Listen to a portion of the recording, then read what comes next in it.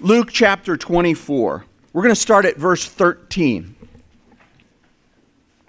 Now behold, two of them were traveling that same day to a village called Emmaus, which was 7 miles from Jerusalem. And they talked together of all these things which had happened. So it was, while they conversed and reasoned, that Jesus himself drew near and went with them. But their eyes were restrained so that they did not know him. And he said to them, "What kind of conversation is this that you have with one another as you walk and are sad?" Then the one whose name was Cleopas answered and said to him, "Are you the only stranger in Jerusalem? And have you not known the things which happened there in these days?" And he said to them, "What things?" So they said to him, "The things concerning Jesus of Nazareth. He was a prophet, mighty in deed and word before God and all the people. And how the chief priests and our rulers delivered him to be condemned to death and crucified him. But we were hoping that it was he who was going to redeem Israel. Indeed, besides all this, today is the 3rd day since these things happened. Yes, and certain women of our company who arrived at the tomb early astonished us. They did not find his body, and they came saying that they had also seen a vision of angels who said he was alive. And certain of those who were with us went to the tomb and found it just as the women had said, but him they did not see. Then he said to them, "O foolish ones, and slow of heart to believe in all that the prophets have spoken. Ought not the Christ to have suffered these things and to enter into his glory?" And beginning at Moses and all the prophets, he expounded to them in all the scriptures the things concerning himself. Then they drew near to the village where they were going, and he indicated that he would have gone on further. But they constrained him, saying, "Abide with us, for it's toward evening, and the day is far spent." And he went in to stay with them. Now it came to pass, as he sat at the table with them, that he took bread, blessed, and broke it, and gave it to them. Then their eyes were opened, and they knew him, and he vanished from their sight. And they said to one another, "Did not our heart burn within us while he talked with us on the road, and while he opened the scriptures to us?" So they rose up at that very hour and returned to Jerusalem, and found the 11, and those who were with them gathered together, saying, "The Lord is risen indeed. He's appeared to Simon." And they told about the things that had happened on the road, and how he was known to them in the breaking of bread. And as they said these things, Jesus himself stood in the midst of them and said, "Peace to you." And we'll stop right there. It's an amazing day that we celebrate today. The things that happened in that morning are pretty phenomenal, amazing. And we can come to be kind of used to it and hearing it. If you're a Christian, if you grew up in the church, if you were a kid and got dragged to church and you heard the stories and you experienced this, and of course there's spring break, the time when, if you live in the north, you begin to see evidence of springtime, and it's, oh, wonderful, and you get a break from school or whatever, and maybe you take a vacation during that time, or at least you get out and you get out of the house. It's like we crawl out of our little caves that we've been in during the winter, and we breathe in air that smells a little bit like dirt. And you begin to see the buds on the trees, and it's like, oh, there's life. And then there's bunnies and eggs.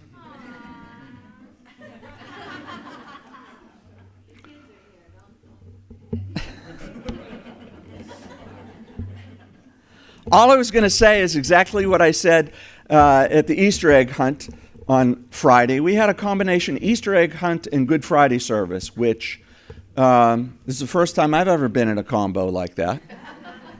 And it was absolutely appropriate. Because we call Friday, which was a horrible day when we consider what happened and recount it, yet we call it Good Friday because of what God did at the cross. That we sang about, that we know about, that we've read about. But I said to the kids, I said, you know that bunnies don't lay eggs. So what's up with that? And it's the traditions of man and various celebrations. And of course, Hallmark and Amazon have conspired together to sell us lots of stuff during this time. So we need bunnies and eggs to put out in our front yard and so forth, if you do such a thing. No judgment. But that's not what Easter is about. And there are no bunnies or chickens or eggs recounted in the stories of what happened on that day. But instead, as you know, the women who had been following Jesus and actually supporting him to a large degree, there were several wealthy women who helped support Jesus. Read about it in the Gospels, and they followed and they were faithful to his teaching, and they're the ones that are recounted and named as being there at the cross. The 11, we don't know. We know John was there. He's the only one named. The other 10, we know Judas was not there because he had committed suicide, but the other 10, we don't know. They're not named. Maybe they were there. Maybe they weren't, but they're not named. But these women are named. And then, as we know, because it was in such a rush to get the body of Jesus down from the cross and into the tomb, because it was the Sabbath was coming, and a very holy Sabbath, because it was part of the whole Feast of Unleavened Bread and the Passover. So a very holy time, and they needed to get the body down and into the tomb before sundown. And so they did it quickly, and they did a quick preparation of the body and really didn't prepare the body for burial. And so Mary Magdalene and Mary, another Mary who it says was the wife of another person with a similar name as the two guys here, Cleopas, and some believe it might be his wife, and that maybe she is the other disciple here, that it was a husband and wife disciple here. Don't know. I kind of don't think it's right because their names aren't exactly right, exactly matching up in the two accounts. So probably just a similar name. But at any rate, these women come to the tomb, and what do they see? You compare all the Gospels, and you see this story of they come, and they're wondering about how do we roll this giant stone away? Who's going to do that for us? Certainly the guards won't, who are there guarding to make sure that the disciples don't come steal his body away. But when they get there, instead, the stone is rolled away, and there's an angel sitting on top of it. What are you guys doing here? Why do you seek the living among the dead? He's not here. I love that. He's not here. Come inside. Look inside. He's not here. And they run, and we read that they run away to tell the disciples, and we read that Mary Magdalene herself encountered the risen Jesus. The very first record of anybody meeting the risen Jesus was a woman from whom 7 demons have been cast out. Now, we don't know what those 7 demons made her do. You know, there's this kind of idea that Mary Magdalene was, some kind of loose woman because of that. The scripture doesn't really tell us that. She might have just been a horrible liar and schemer and who knows what. But 7 demons in you does some pretty bad damage. It tears you down. And here, the first one that Jesus encounters, and he's in control of that, is someone who's come from the pit and has been redeemed. What a wonderful story of who Jesus is. The same one who told those who were ready to stone the woman caught in adultery and being executed unlawfully according to the Jewish law, because both participants in adultery were to be executed at the same time, but she's the only one grabbed. It was a setup, but what does Jesus do? He says to her accusers, "Let the one of you who is without sin cast the first stone." Go ahead. And one by one, the oldest to the youngest, it says, they drop their rocks and walk away. And Jesus looks at her and says, "Where are your accusers?" And they say, "None of them are left." He says, "Then neither do I condemn you. Go and sin no more." That same Jesus appears to Mary Magdalene. Then we have a story that we don't know anything about, except it's recorded that it happened on this day in two different places in the Scripture, and that is that Jesus encounters Peter. Peter, the strength. Peter, the leader of the disciples. Peter, the one who halfway through Jesus' earthly ministry, when Jesus says, "Who do you say that I am?" he says, "You are the Christ, the Son of the living God." And I imagine this just grin on Jesus' face, like a father proud of his son doing something wonderful, saying, "Oh, Peter, you are blessed."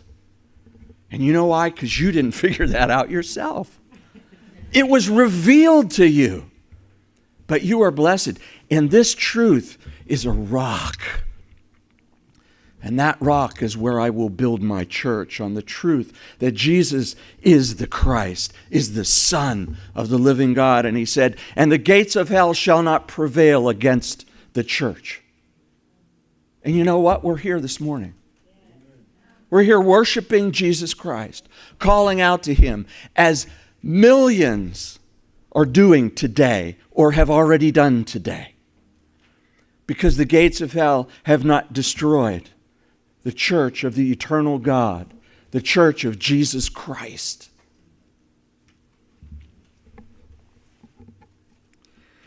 Then we come to this particular episode. It's interesting, isn't it? These two disciples were in Jerusalem long enough to know that when the women came back to tell the disciples that he was risen and he would meet them later in Galilee, that they were there. And these two knew that Peter and John ran to go check out the tomb. You remember that story? It's told in two places, and in one it's that they go. John likes to tell us that they both ran and John got there first. But being humble enough, he also says he was too scared to go in. He stopped at the entrance and looked in. It says when Peter, huffing and puffing, got up there and caught up, he went in. And they saw the linen cloths that Jesus' body had been wrapped in, and the headscarf separate from that. Now, this has been displayed in lots of different paintings and different stuff like that, all folded up in a corner or something like that. That's not true. And the word that's translated in some Bibles as folded, that his headpiece was folded apart, it's a poor translation. It's not folded. The image through the original language is that it's like a mummy. It still retains the shape of Jesus because the claws would have been dipped in an oil, kind of a waxy oil that would have dried. And the image that comes through there is, instead of something being all, folded up nicely, I made my bed when I got up, or that it's just kind of flopping over. I've seen pictures that way. No, instead, less artistic but more accurate, is there is the shape of Jesus' body formed by these claws, but he's not there. And there's a space between the head and the body, just like there would be, because they were wrapped separately, the body and the head. And Peter sees that, and he's trying to figure out, what does this mean? Because it isn't just that the body's gone. All the guards were gone too. Where did they go? Disappeared. As far as Peter was concerned by the time he got there. But this is different. Jesus' body is gone, but how could that be? How could that be? And these two heard those stories. And what are they doing? They're not staying in Jerusalem with the rest of the disciples. We're going to go up to Emmaus. The feeling of it is maybe that's where they're from, this little village, Emmaus. There's been a lot of talk, archaeology, about where this city, this little village actually is.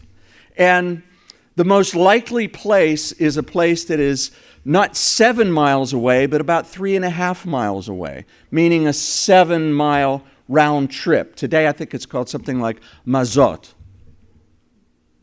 But they're on their way.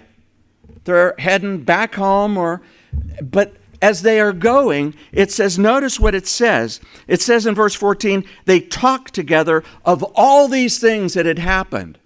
The things that had happened that morning, as well as all of the things that happened on Good Friday. So it was while they conversed and reasoned. They're trying to figure out what this means. What's going on here? They're on the road. They're on a familiar path between Jerusalem and this village, and they're trying to figure this out. What does this mean? What do you think? Well, I don't know.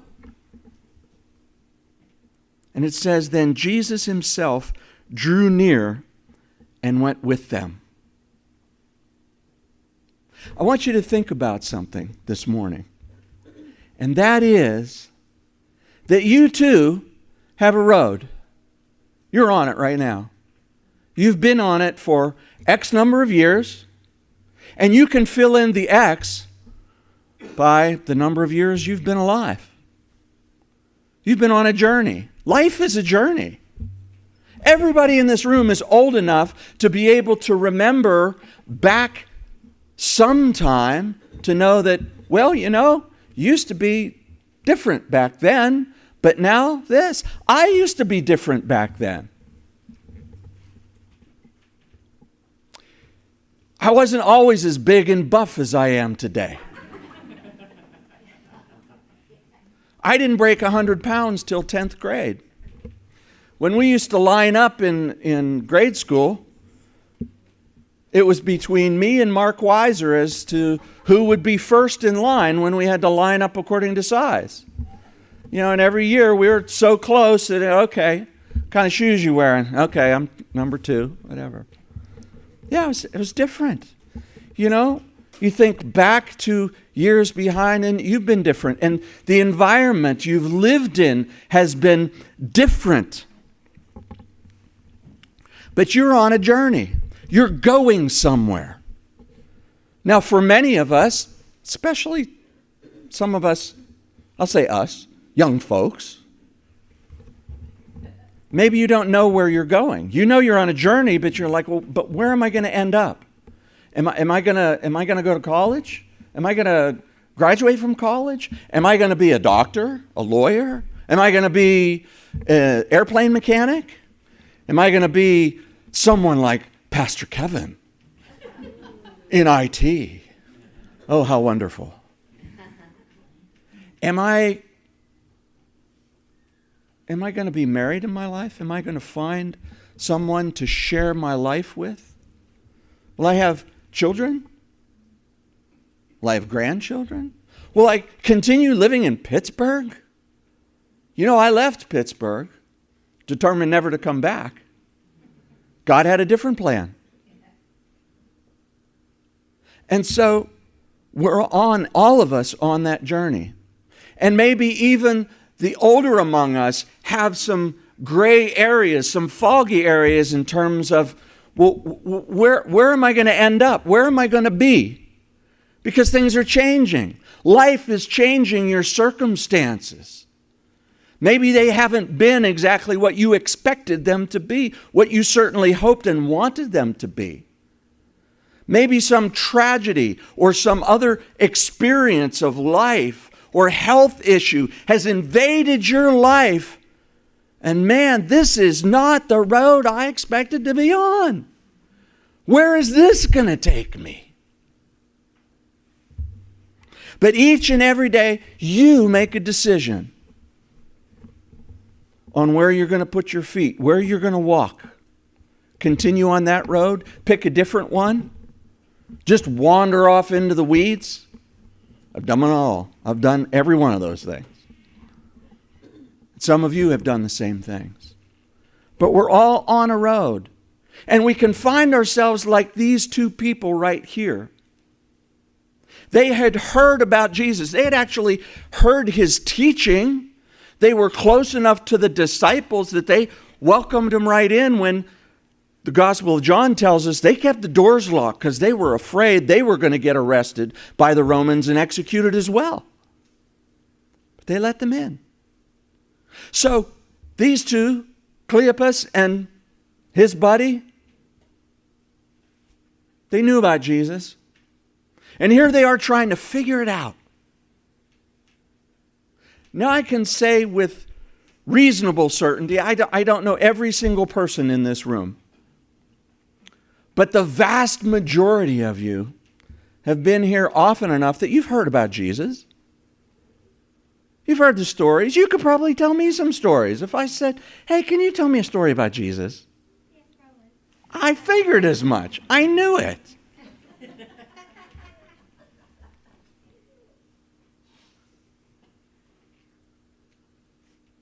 But here they are, walking, and the conversation is about Jesus and trying to sort through the meaning of the events that just happened with Jesus. And Jesus himself, Luke even says it that way, Jesus himself, not some spirit, not some vision, Jesus himself started walking with them. And we have this, we can pull out of this story that he must have been walking with them for a little while because he heard the conversation that they were having. And he could tell that they were sad in that conversation. And in that whole time, there they are talking about this, and Jesus is walking with them, and they don't even know it. They don't even realize that Jesus is right there. Right there. Right there with them. Until he says, hey, guys, so what are you talking about? And why is it making you so sad? And it says they looked at him, they spoke to him, they conversed with him, and they still didn't know it was Jesus. Isn't that interesting? But it says something even more interesting to me in verse 16. It says, their eyes were restrained so that they did not know him. That means it wasn't just ignorance. It wasn't just, we didn't know him that much or anything else. They were prevented from knowing it was Jesus. Now, who could do that? The Lord. The Lord prevented them from recognizing that it's Jesus. Think about that for a minute. Why in the world would God do that to them? Isn't that kind of mean?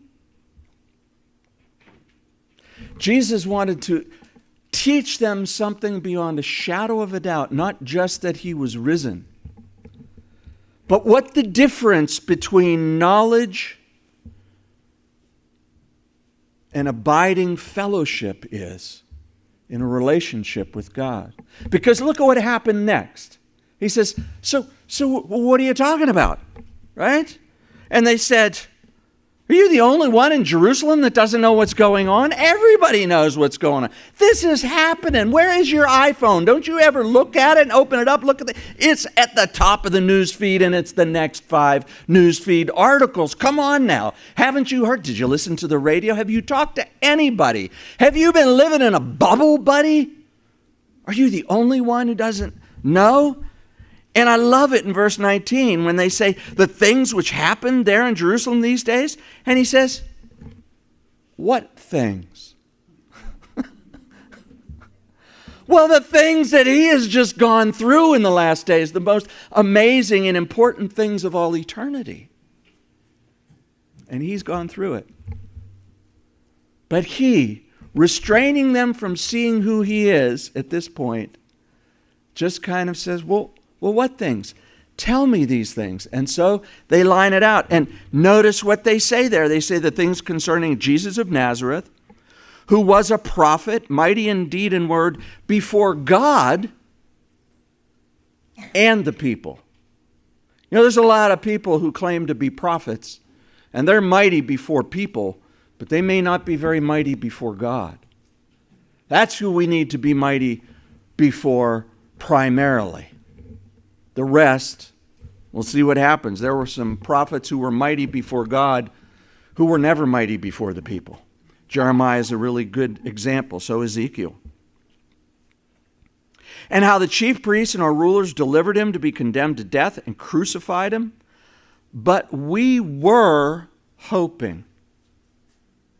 They'd lost hope. They saw the situation of life around them, and they said, I can't figure this out. I don't understand this. God, why would you let this happen in my life? You've taken something from me. You've taken someone from me. You've changed my perception of what I'm going to be and my life is going to be. I'm not saying I'm throwing everything else out about you, but I'm saying I don't have any hope. The things that I hoped for, we were hoping, they say. We were hoping that it was he who was going to redeem Israel. And besides this, it's the third day, and they didn't explain to Jesus the significance of the third day. Why would they say it's the third day? I'll tell you why they would say. Because Jesus again and again and again, and then again and again and again and again, told the disciples that he would be delivered over to the Gentiles, he would be executed, he would die, be buried, but on the third day would rise again. So now, suddenly, there was something Jesus said about the third day. So they're wondering about it. They're thinking about it. They're considering this. Yeah, and certain women in our company who arrived at the tomb early astonished us. They're astonished. They're amazed by this story that they go, and Jesus is not there, and they saw a vision of angels. They astonished us. But we didn't go look at the tomb. But we didn't wait and talk to Peter and John after they ran off to find this out. We didn't decide, you know what? Something big's happening here. We're staying here in Jerusalem with the community believers. No. I'm going home. I'm going down Emmaus. I'm going back to that which I know. You see, sometimes when we encounter things in our lives that shake what we think we know, shake what we think is going to happen in our lives, shake what our lives have been, we find comfort in the familiar, in the things that we normally do. Well, I'm gonna go back to school. I'm gonna get really good at school. I'm really good at math. I'm gonna put myself into math. How many would do that today? Actually, I know a few of you that would and did.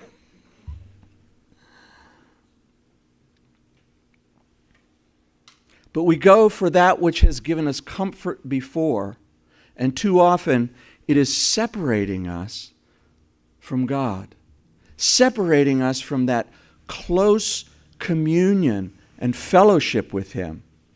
And we're seeking for something that will make us feel better, make us feel comfortable, will remind us that everything's all right. And I get the feeling that that's what these guys were doing. Look at what Jesus says to them in verse 25. O foolish ones and slow of heart. Foolish and slow of heart. Now, here they're just walking down the street and the stranger, they're telling him stuff, and that's his response? You fools! You are so slow of heart. I mean, I think about what would their reaction be? But we'll find out about their reaction in a minute. But the things that Jesus says are very specific. When Jesus speaks to your heart, when Jesus speaks to you through the Scriptures, you need to listen and pay attention to every word. O foolish ones. These were Jews. Jesus was a Jew. They grew up in Judaism. They immersed themselves in the Scriptures, and they would know exactly what Solomon said, how he defined a fool. A fool has said in his heart, there is no God. And that's what Jesus was saying. You're acting foolishly. You're acting as if there is no God. Now, they believed in God. They were hoping in God. They were hoping that Jesus was the Messiah. So he wasn't accusing them of atheism, that they actually didn't believe theoretically. But he's saying, all of this stuff you see, you're acting like a fool. You're acting as if there is no God. And slow of heart to believe. You know, when God speaks to your heart in a particular way, or you read and you just know. You just know when God speaks to you. And he doesn't speak out loud and every day, and if you didn't hear him today, then you must be gone from the Lord. But when the Lord genuinely speaks to your heart, boy, you know it. And I knew it before I knew him. And I knew something was going on, and this is for real, and I don't know what. Since then, I know. And Jesus said, my sheep know my voice. They know my voice. When I call them, they know. But he says, you're slow of heart to believe. When we hear what the Scripture says, when we hear what God speaks to our hearts one time or another,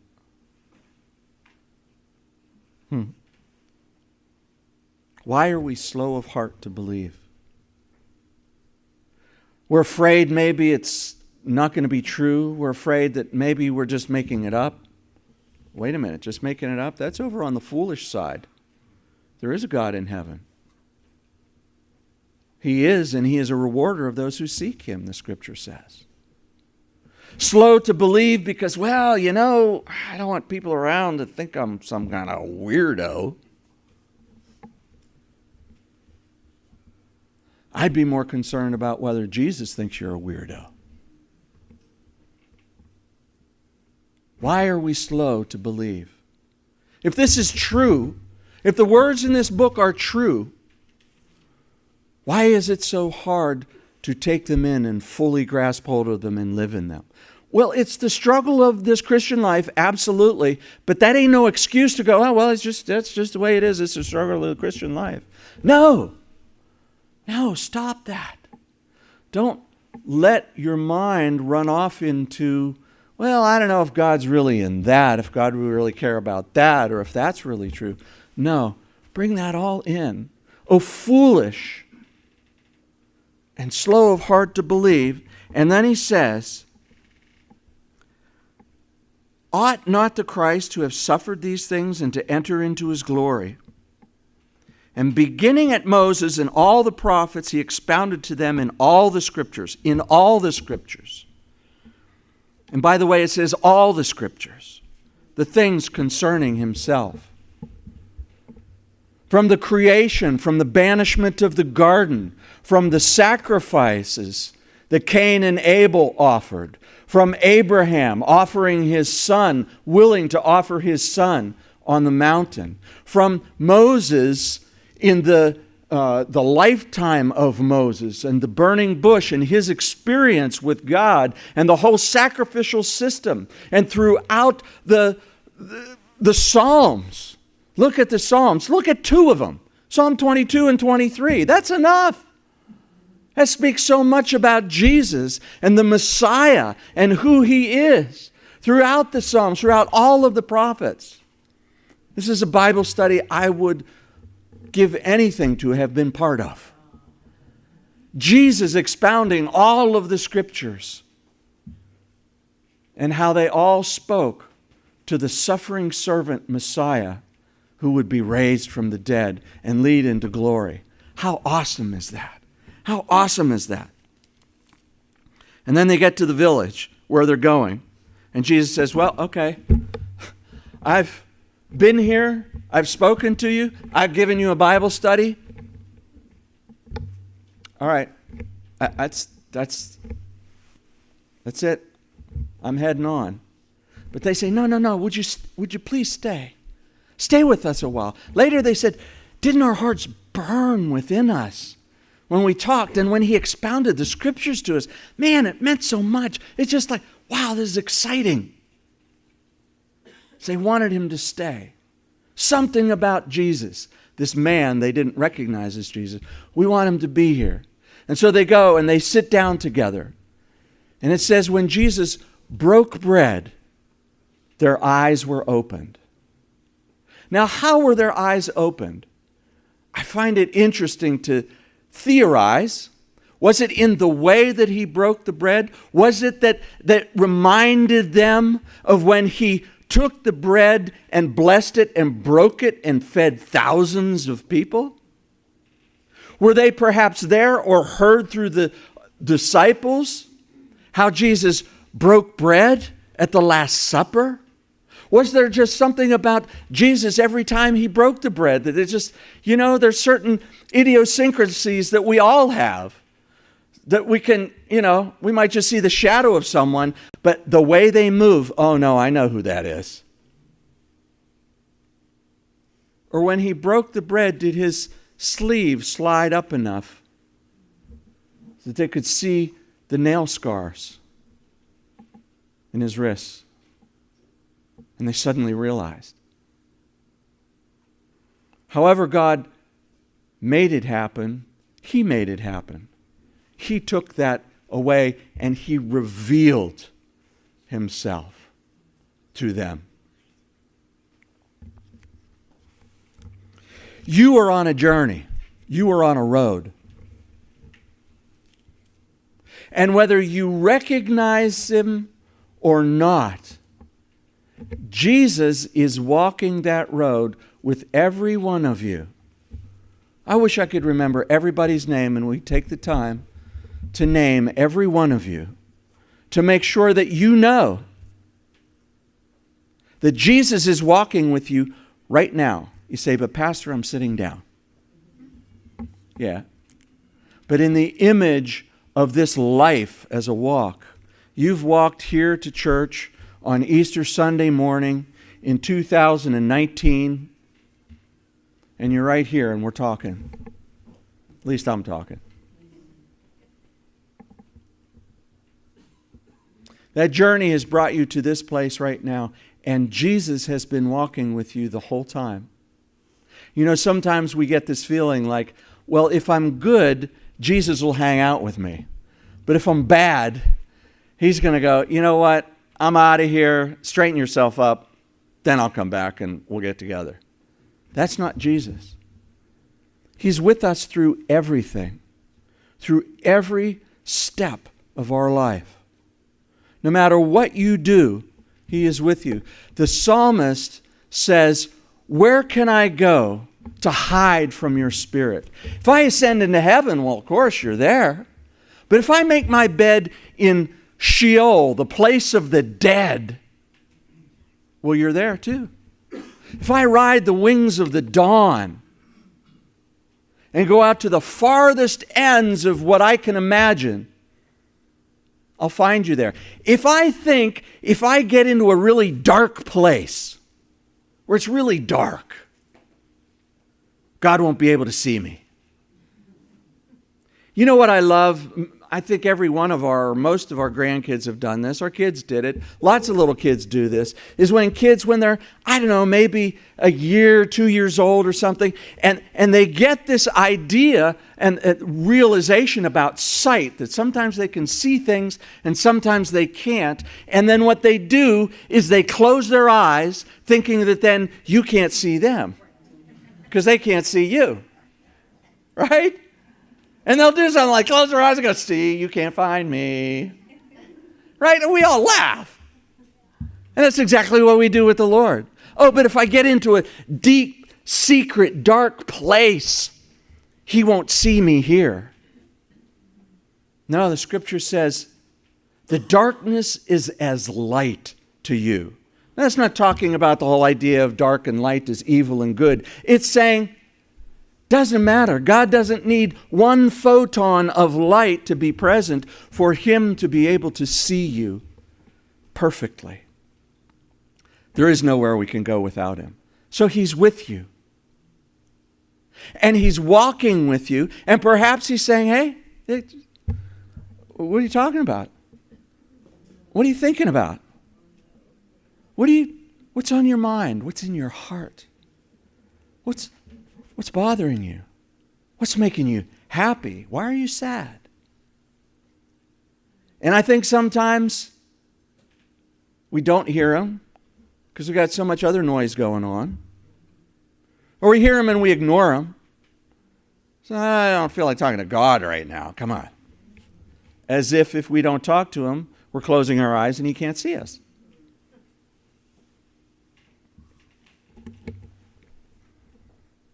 On that journey of life,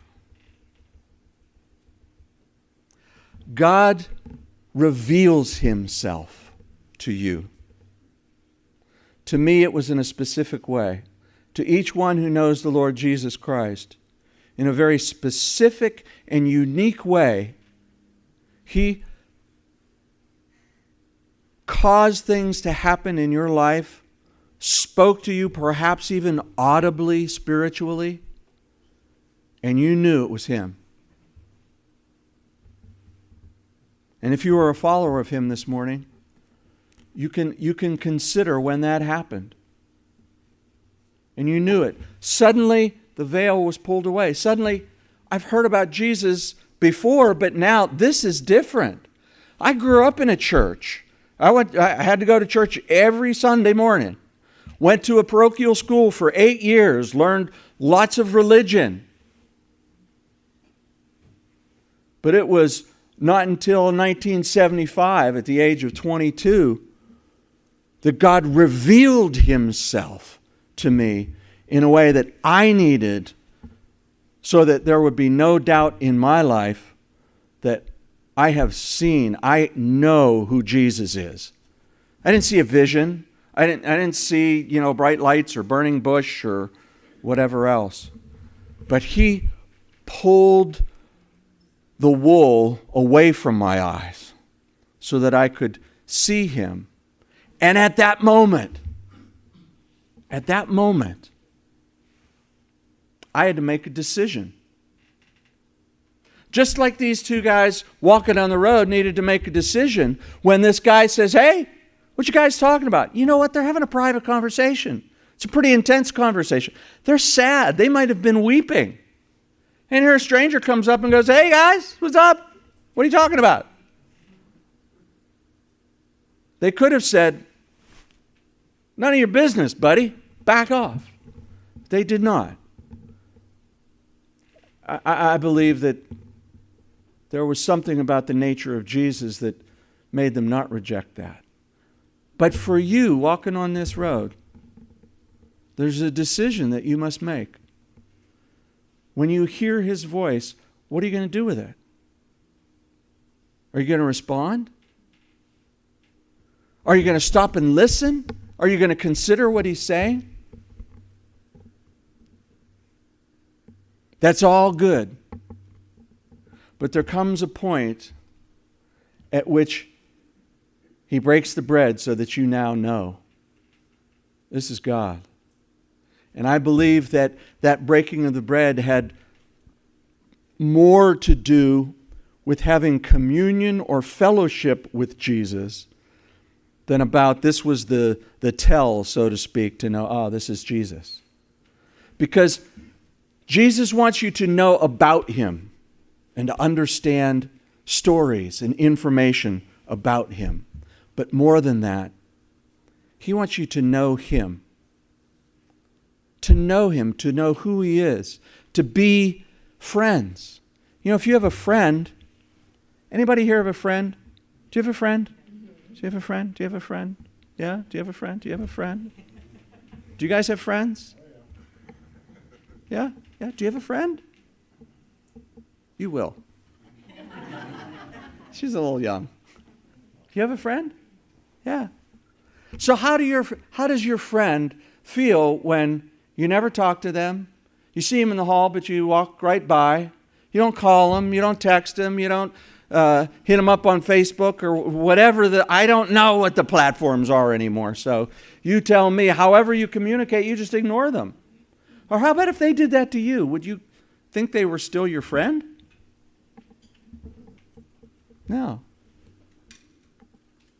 And what Jesus wants is he wants that friendship. He wants to be in communion or fellowship or friendship with you. And that's what that breaking of bread was all about. Very big in that culture. So, what does that all mean for us today? For all of us today? Well, first and foremost, what it means is it's time to make a decision for Jesus Christ. Today is the day to make a decision for Jesus Christ. To make a decision that, yeah, I want his forgiveness. I want his life. I want to have friendship and fellowship with God through him. I need that in my life. And I want that. And today is the day to make that decision.